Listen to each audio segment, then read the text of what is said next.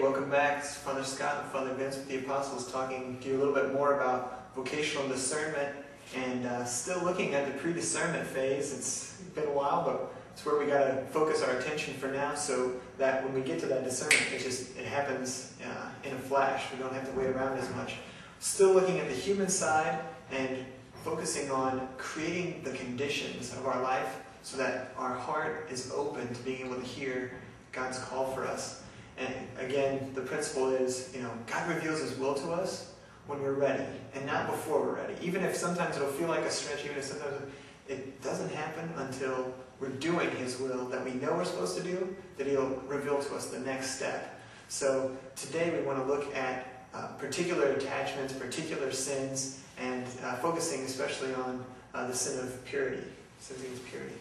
A couple of videos ago we talked about purifying the environment, and there are a few things that we've mentioned that we'd like to mention again, just in this context, getting rid of distractions, obstacles, and it's because sometimes things that are not necessarily evil in themselves, they're not necessarily sinful, they can become sinful when they become a severe attachment.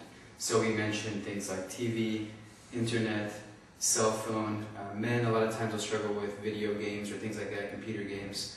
Women can struggle with things like shopping, or I don't want to generalize too much, but there are some general tendencies that they have. So those can become addictions, they can become attachments, and so we want to look at that through our examination of conscience and see where are those problem areas. Specifically, as Father Scott said, we want to talk more about purity, the importance of purity.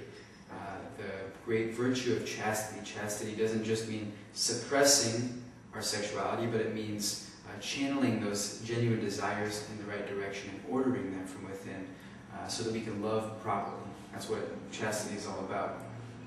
And to be able to do this is so key for the vocational discernment process, because ultimately what we're deciding is who we give ourselves to, give our body to, and also give our sexuality to.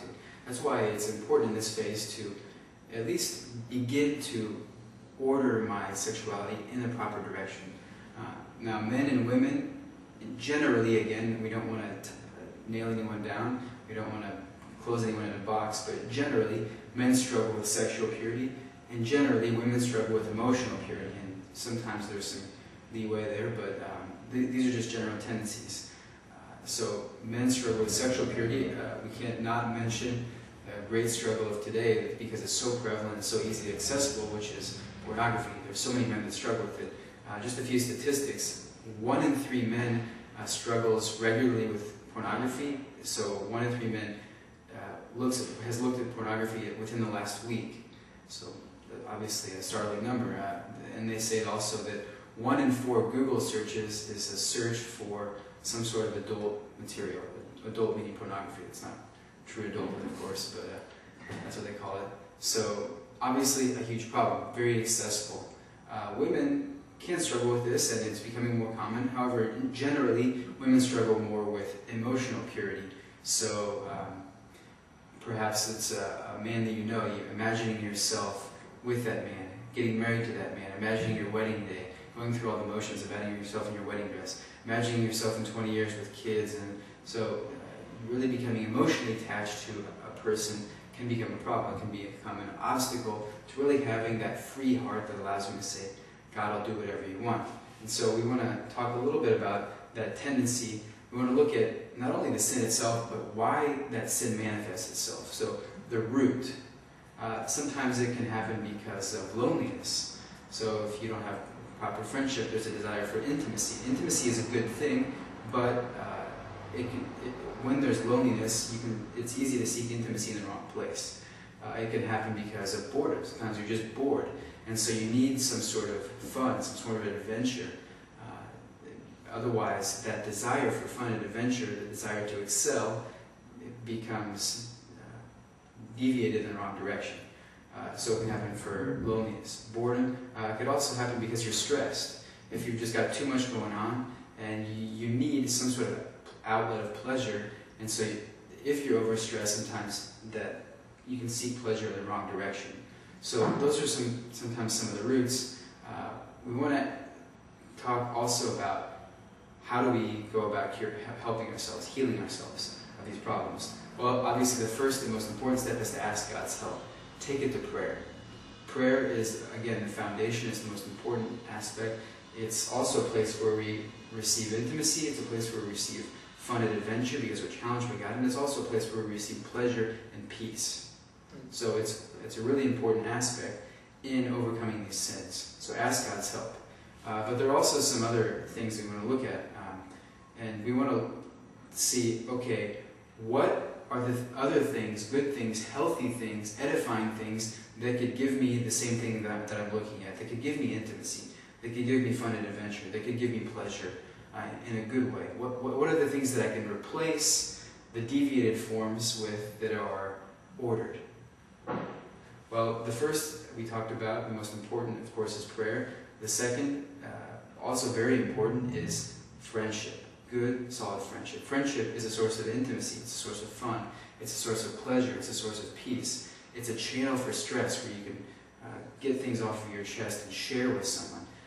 And so friendship is so key. In fact, we've spoken with a very good Catholic psychologist who works with young men, also men of all ages, who struggle with severe addictions to pornography. And the most important, he teaches them to pray, and he tells them that he need to pray and have a spiritual life. But one of the most important keys is friendship. They have to have accountability. They have to have other men with which they can share, other men to which they can be accountable themselves. So this is really important, especially if you're struggling with something like pornography for men. If it's really important to have accountability. It's really important to have deep male friendship. There's also some great tools out there, things like accountability software. One of the things that we recommend is covenanteyes.com. It's one thing that both of us, we recommend in confession a lot. It's very helpful. It's a way to have another person, a friend, someone that I can trust, who sees all of the websites that I look at, but whether it be my computer, my phone, whatever. So if that's a problem, use one of those instruments, or be smart about it. Put your computer in a place that's public. It's not in my room, it's not private, and we need to help ourselves. The same is true with women. If you're struggling with emotional purity, good, solid female friendship is key. It's so important to find that intimacy, to have someone to share with, so that we can really have a heart that is ordered, that is really open to receiving God's love and giving that love. It's not attached to something that's less than God. So, again, purity is really key for vocational discernment, because ultimately we're asking, who am I giving my sexuality to? So to be able to order that, to be able to really heal it and orient it towards its true goal, which is God Himself. Yeah, and beyond just those great tools that Vince gave us for replacement, one other thing that we're going to want to do when it comes to, let's say in this case, purity, or another big sin we're struggling with, is we want to also keep ourselves accountable. And that comes down to keeping score. So we talked last time about a general examination of conscience, thinking about all the stuff going on right today, but there's also, sometimes it's very important to make a particular examination of conscience. Focus on one thing. Say, okay, here is the struggle I'm struggling, here's what I need to deal with. Let's focus on this. And Ignatius Loyola gives us an excellent way. He says, when we're doing that, of course, first thing in the morning, when we make our morning offering, we want to ask God for that particular grace of, help me to overcome this sin, help me to overcome this attachment or this addiction. Second thing we do is, around the middle of the day, for maybe lunchtime, or maybe right after school if we're going to school, or right after work when we get done with work, we want to stop and we want to say, okay, how have I done so far today? It's 8 hours, or 10 hours, or 6 hours. How have I done from when I got up till now? How have I done in this area? Have I had some victories? Have I had some defeats? Have I been tempted, but I overcame it? Whatever. So that we can see, okay, here's how I did. If it's, let's say it's pornography. Okay, here's how I did in the first 6-8 hours of my day. Didn't fall. Oh, okay. Well, that's great. Let's go to the evening. Fast forward, and now it's evening and it's nighttime. And, right before I go to bed, take a second look, and did I fall in the evening? Oh yeah, 2 times, 3 times, whatever it was. hey, okay, so now I know, look, my mornings generally pretty good, my evenings not so good. What do I need to do here to make some shift? Do I need to put my computer someplace where people can see it when it's in my home? Do I need to find a new hobby so that I'm not just, so I'm not thinking about this other thing or whatever it is, so that we begin to be smart and say, okay, here's where I'm actually struggling. It's at night, it's when I'm alone or when I'm at home and in my room with that's where I need to focus on. And then for some people it helps, not just to think about it in our heads, but really to write it down. And so we can look back and we can see, okay, am I getting better? Am I getting worse? Am I staying, yesterday to today, is that better? This morning compared to this afternoon, is that better? So that's a big key, is to be able to keep score. And then here's something, you don't have to do it, but can be nice, is if you've got a victory, or, reward yourself, or, if you've got an accountability partner, agree that, if I go X amount of time, longer than I've ever gone before, then, an extra day or whatever, then, you owe me a beer. Okay, that might be a fun way to do it, or you owe me a little shopping spree together, or, we're going to go to the mall, whatever it is, so that you say, hey, here, if I go beyond what I've ever done before, then there's a reward there, and I get bonus points or whatever, or for each week that I go without falling, there's a little reward for me. You don't have to, but it can be just a nice little reminder and a nice little pick-me-up to say, okay, I've been battling, I've been fighting, I've been struggling, I've won, I get to celebrate a victory here.